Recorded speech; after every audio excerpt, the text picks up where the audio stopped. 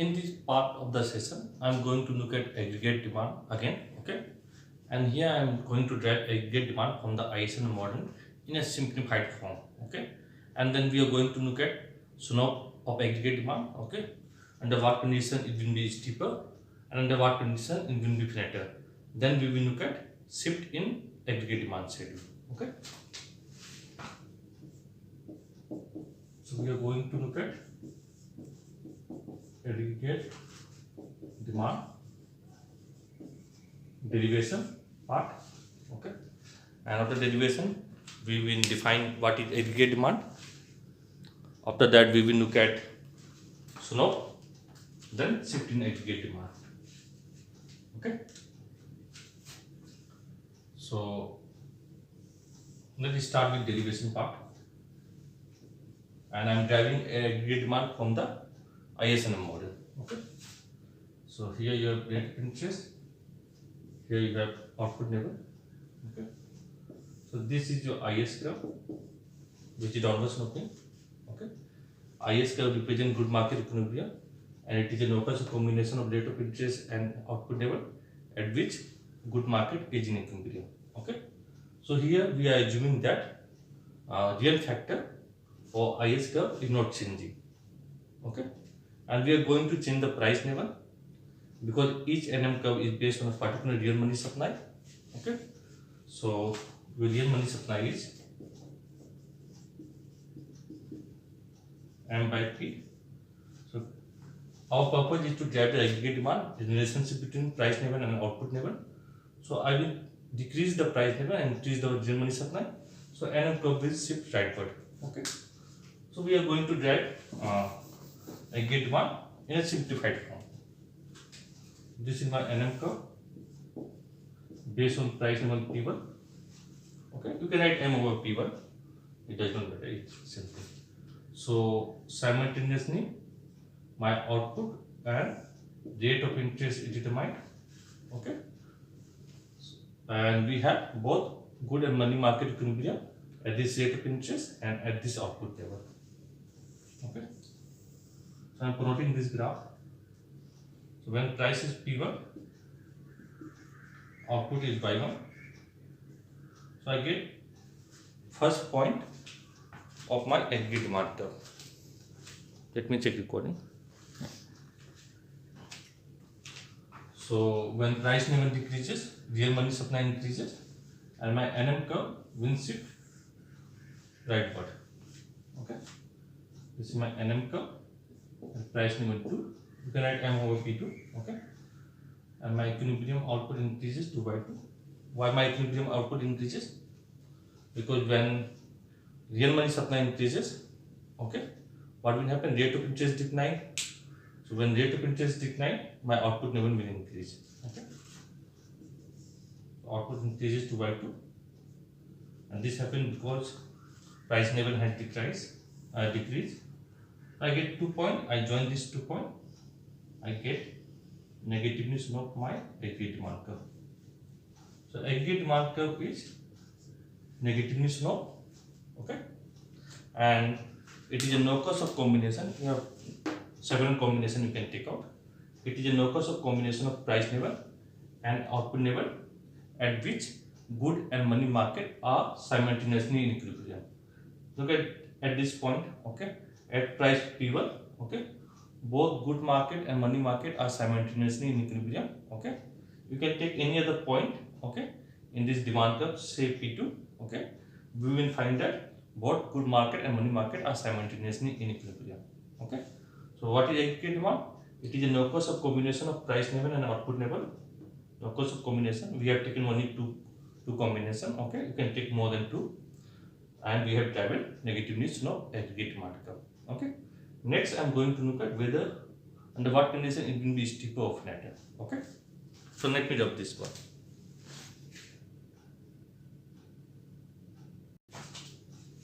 Okay, next we are going to look at slope of aggregate demand curve. So what is aggregate demand?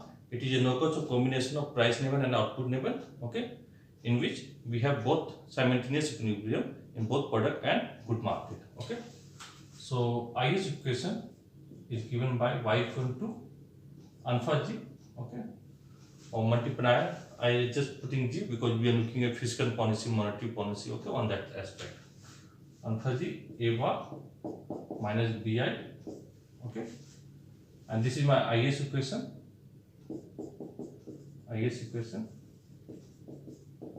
And my alpha G is 1 over 1 minus C plus Ct.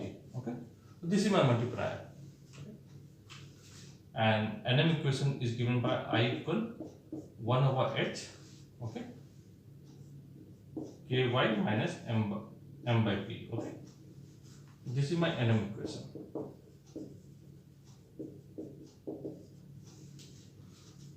So each point on aggregate demand curve, okay, give me simultaneous equilibrium of the product and money market. Okay, so look at the parameter. What parameter we have? K, H, B. Okay, so I have three parameter: K, H, B. Okay, and I have multiplier also.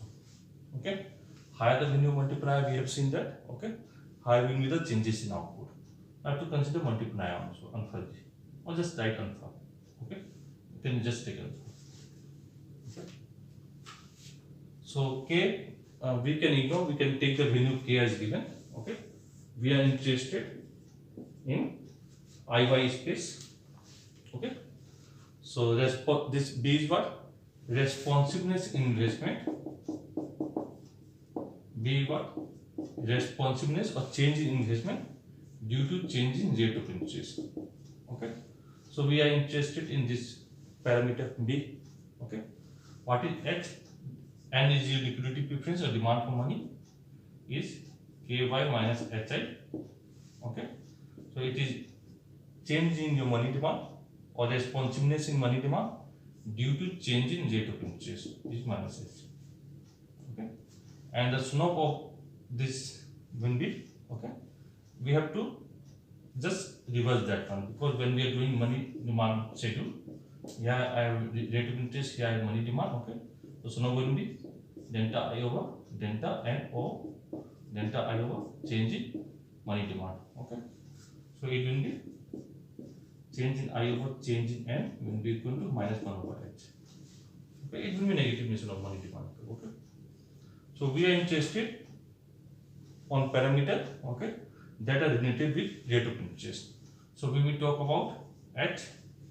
Okay, H is what? Responsiveness in money demand due to change in rate of interest. And B is my responsiveness or change in investment due to change in rate of interest. Okay, and multiplier, okay, alpha, I denote by alpha. So higher the value of multiplier, say for simplicity, alpha equal 1 over 1 minus C. Okay, C is your MPC. MPC value is 0.5. So 1 minus 0.5 will be 0.5. So it will be 2. Okay, if my MPC increases, consumption increases, leakage reduces. Okay, that means saving reduces. So what will happen is that suppose this is 0.75, then 1 over 0.25, it is 4. Higher the multiplier value. Okay, so if there is a change in government expenditure or any other autonomous component, take government expenditure. Okay, then how much will change in output? Output change by multiplier time change in government expenditure. This is my change in output. Okay, and this will give me shift in my IS curve for the given rate of interest. Okay, now keeping this background, okay, let me talk about H, B and alpha. Okay, so slope of aggregate demand curve, okay, whether it will be steeper or flatter depend on H,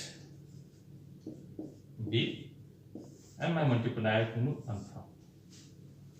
Okay, so let's look at H first.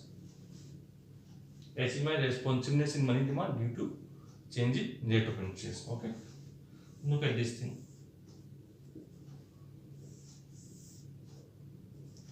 So N equal Ky minus Hi. Okay, so I'm just writing my slope of my money demand I, and this is your money demand. and the negative news now. Okay. So after manipulation that we have done many times, okay, you will get delta A over delta M equal minus 1 over H. Okay. And slope of your NM curve, NM equation will be, this is slope of your money demand. Okay. Slope of money demand, and delta I over delta Y, because I am drawing my NM curve in IY space. Okay. So now will be changing I over changing Y will be K over H. Okay. Just keep this thing in mind. Now, so this is my IS equation slope, and on top we have slope of money demand.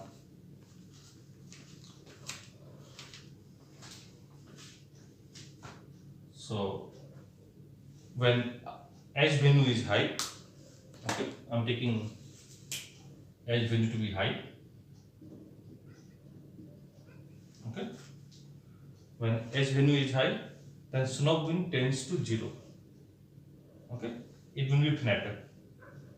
For money demand curve, it will be flatter. Okay, this is money demand. Okay, similarly, NM curve will be flatter. 1 over H bracket, you can take out the K. Okay, so right now we are focusing here. Okay, when H value is high, my money demand schedule will be flatter. Okay, and when H tend to say infinity, okay, and slope will be 0, it will be perfect elastic, like Keynesian range. We will be in Keynesian range where money demand schedule will be horizontal. Okay, on equilibrium trap, you can say. Okay, now I am drawing here graph where H value is ness. Okay, say close to 0.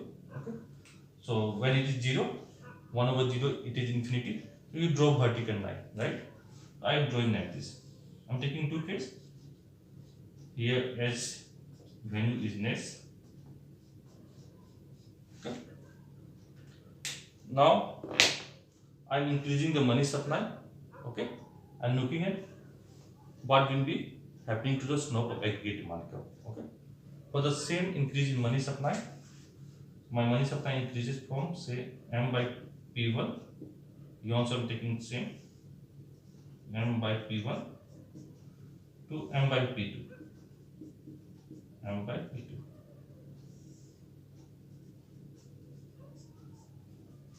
Okay, look at here. This is rate of interest. Here I have money demand, money supply. Here I have rate of interest. Here I have money demand, money supply. Okay. So when money supply increases, rate of interest decreases little bit.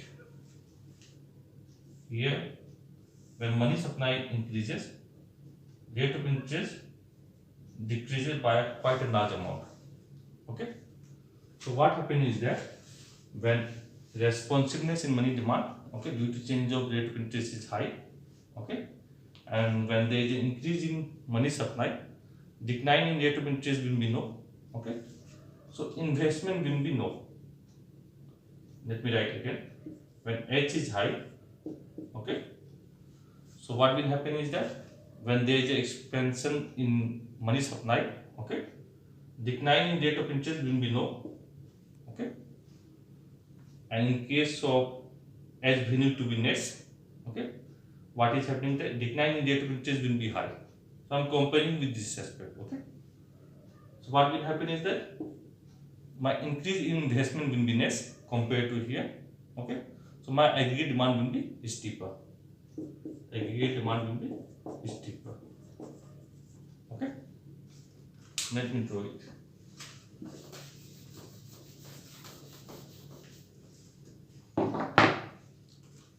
So when my S value is high, okay, decline in rate of interest will be less. So investment increases by net amount. Okay, so when my investment increases by net amount, okay, then change in aggregate demand will be netted. Okay, so when I am drawing my aggregate demand schedule, it will be steeper. Okay, in case where S value is less, okay, so for the same change in money supply, okay, change in interest rate or fall in interest rate is much higher. Okay, like we have done in the lecture. Okay, so what will happen? My aggregate demand curve will be flatter.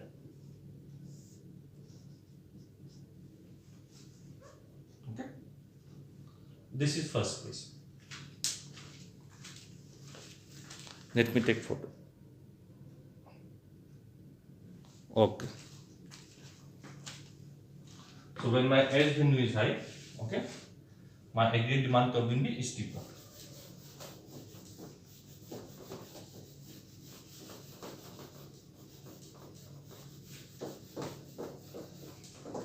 Because change in rate of interest will be less, so investment will increase by needed amount. Aggregate demand curve will be steeper. Okay. So when rate of interest changes, okay, whether my investment schedule will be steeper or flatter, okay, also determine the slope of my aggregate demand schedule. Why? Look at this thing. I1 I bar minus BI. Okay. So when there is a change in rate of interest, change in investment or responsiveness in investment due to change in rate of interest is given by this term. Okay. Higher the value of B, okay, flatter will be my investment schedule. Yeah, I have investment, yeah, I have rate of interest. Okay. So for anything changing rate of interest, when responsiveness is more, when B is more, okay, the negative sign means I have negative now. Okay. When B is more, responsiveness is more, then anything change in rate of interest will bring about a not change in your investment. Okay. When B value is less, look at here. B is less. My investment schedule, okay, I am writing investment here. The rate of interest will be steeper. Okay. So what you see is that I am doing the same thing. Okay. See, if I am making the same change in my investment, rate of interest must change by a higher amount. Okay. So what we see is that net rate of interest must be increased by a much or decreased by a much higher amount. Okay. So for the same change in rate of interest, better let me draw this side. Okay, it will be easier. So my investment schedule is steeper. Okay. Okay. So rather than keeping the same investment level, okay, I keep here same interest rate. Okay, change. So when interest rate changes same, when my responsiveness is less, B is less, okay, change in investment will be less. Okay. So when change in investment will be less, okay, aggregate demand change will be less, then output will change will be less. So my aggregate demand curve will be steeper. Okay. So I am looking at B is more responsive. Okay. I am looking at here H value high. So I am looking at B value to be high. Okay. So when my responsiveness is more, for a small change in rate of interest, okay, response in investment will be higher. So aggregate demand will be higher. So my aggregate demand curve will be flatter. Okay. Aggregate demand curve will be flatter. Okay. Let me write that thing. So B is more means aggregate demand will be flatter. Okay. Let me check the code. Okay. Next, multiply. So multiply is what? 1 over 1 minus C plus Ct plus M. So import margin propensity to import is a leakage. Tax rate is a leakage. Okay, from the circular flow. So I move these two things, then my multiply value will be higher. Okay. What is 1 minus small c? Small c is your MPC. This is my MPS, margin propensity shape. Okay. What is aggregate demand? C plus I plus G. Okay. So when my MPC increases, consumption increases, aggregate demand increases. Okay. Multiply value will increase. So when multiplier value will increase, change in output will be more. And change in output will be more, my aggregate demand will be flatter. Okay. So here high the value of multiplier. If multiplier value is high, okay, then my aggregate demand will be flatter. Okay. So my slope of aggregate demand, okay, will be steeper or flatter based on what is the value of H, B and my multiplier. Okay. So let's look at that possibility. So first is I am drawing flatter aggregate demand. Okay. So when my H value is high, aggregate demand is steeper. Okay. Aggregate demand will be flatter when H is low. What is H? Responsiveness in money demand due to change in rate of interest. B is more, then my aggregate demand curve will be flatter. Why? Because B is responsiveness in investment due to change in rate of interest. Okay. So if responsiveness is more, okay. So for a small change in rate of interest, increase in investment will be higher, change in output will be higher. So aggregate demand will be more. Okay. So aggregate demand will be flatter, and multiplier value is high. Okay, then when multiplier value is high for given change in autonomous component or government expenditure, okay, there will be more change in output, so aggregate demand will be flatter. Okay, so this is first case. Second is that your aggregate demand curve is steeper. Okay, here H is high. Okay, B is low. And multiplier is also low, then you will get steeper aggregate demand curve. Okay. Next we are going to do shift of aggregate demand schedule. Okay, and aggregate demand schedule will shift either due to change in fiscal policy, okay, or due to change in monetary policy. So we are going to look at everything. Okay.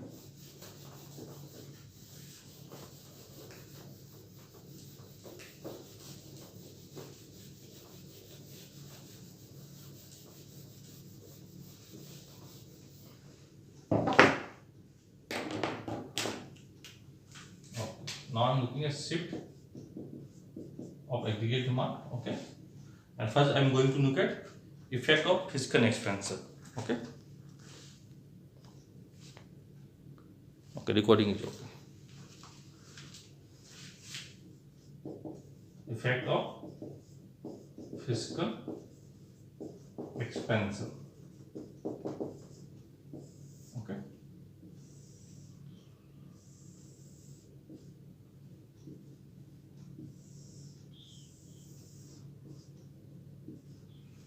So here you have rate of interest, draw properly. Okay.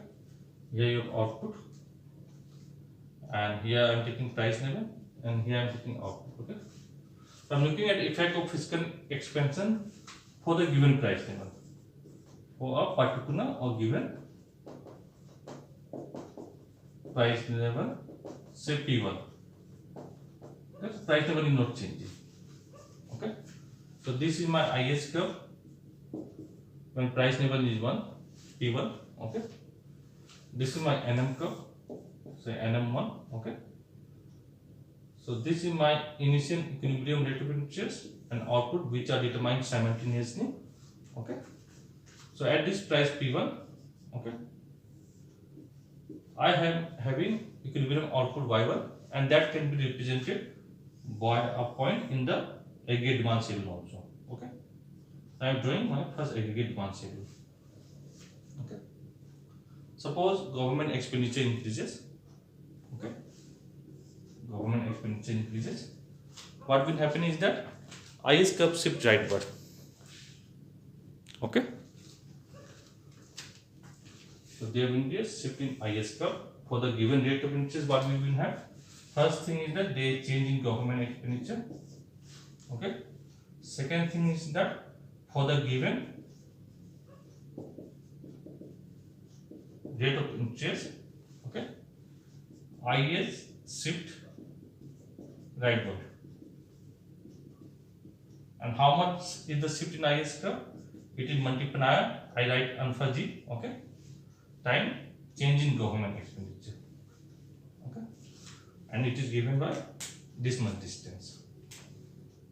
For the given rate of interest, alpha g change in government expenditure.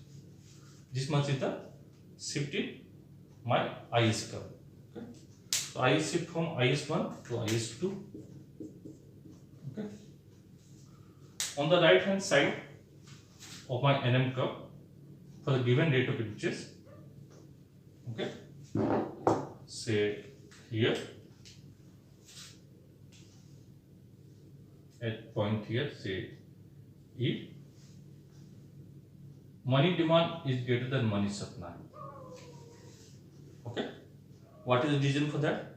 So when government expenditure increases, okay, IS curve shifts rightward, okay, by multiplying time change in government expenditure, so output increases. Okay, so when output increases, transaction demand for money increases. Given the money supply, okay, money demand will exceed money supply at the given rate of interest. Okay, so money market will achieve equilibrium again when rate of interest increases. Okay, so when rate of interest increases, okay, part of the private investment will decline. Okay, so there will be partial crowding out. Okay, so government expenditure say increases by 100, private investment decreases by 50. Okay, so there is a partial crowding out, and there will be increase in aggregate demand. Okay, because C plus I plus G, when this increases by 100 and this decline by 50, so there will be positive change in aggregate demand. So your change in income, because this is what change in income, when we multiply time change in government expenditure. Okay, even if full multiplier value is not realized, okay, part of the multiplier value will be realized and it will be given by fiscal policy multiplier that we have done in the previous lecture. Okay, so new equilibrium will be achieved here. So we will at new equilibrium we will be having higher rate of interest, which will crowd out some of private investment. So we have partial crowding out, and there will be increase in output.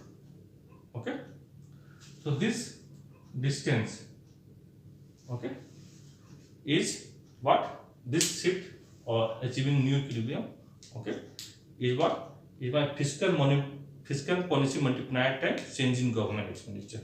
Okay, and this I give by let me write with this distance. Okay, this much distance I write here, gamma times change in government expenditure.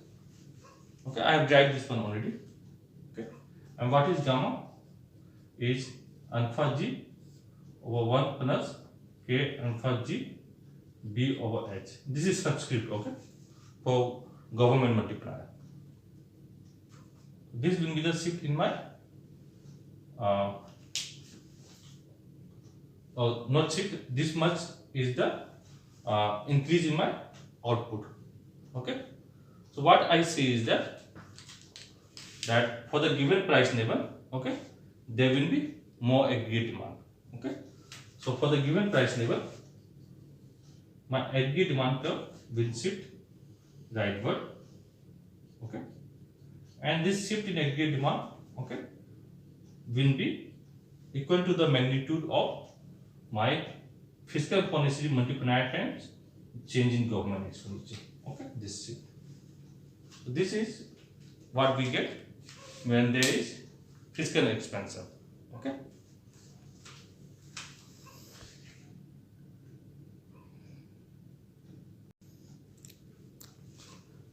Next, I am going to look at effect of monetary policy expansion.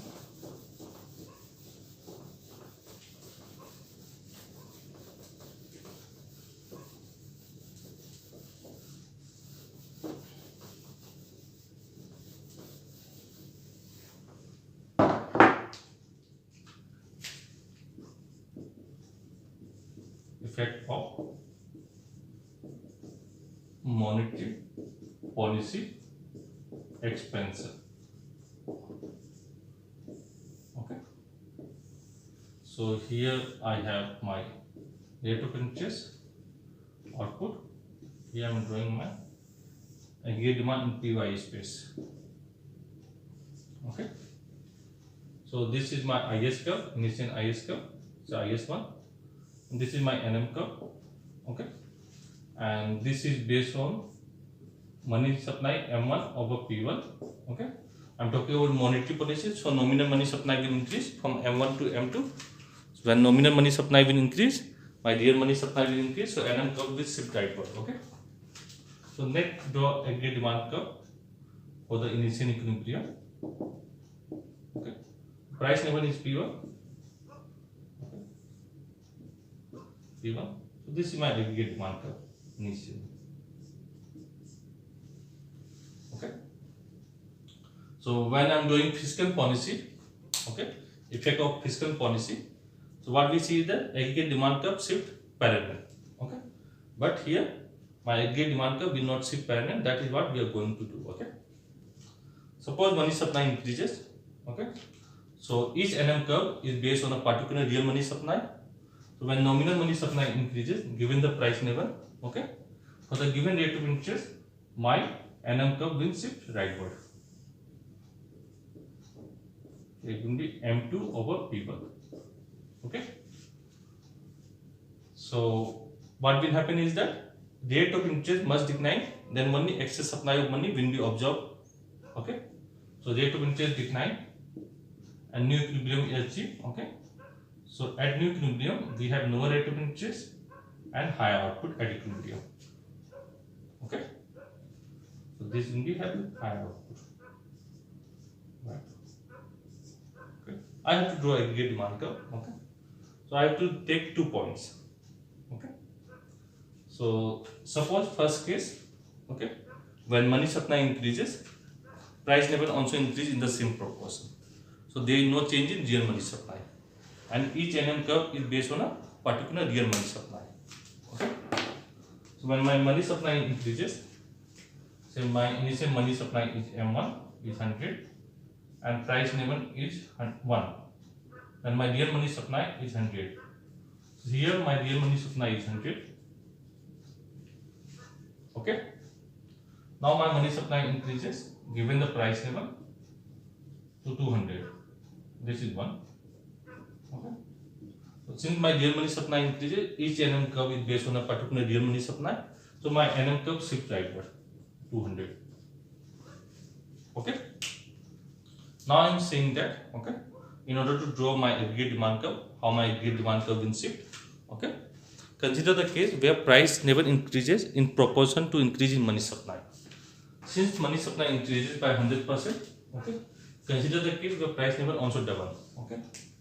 So M2 is 100 or 200, price also double, this is 2. So there is no change in my real money supply, okay.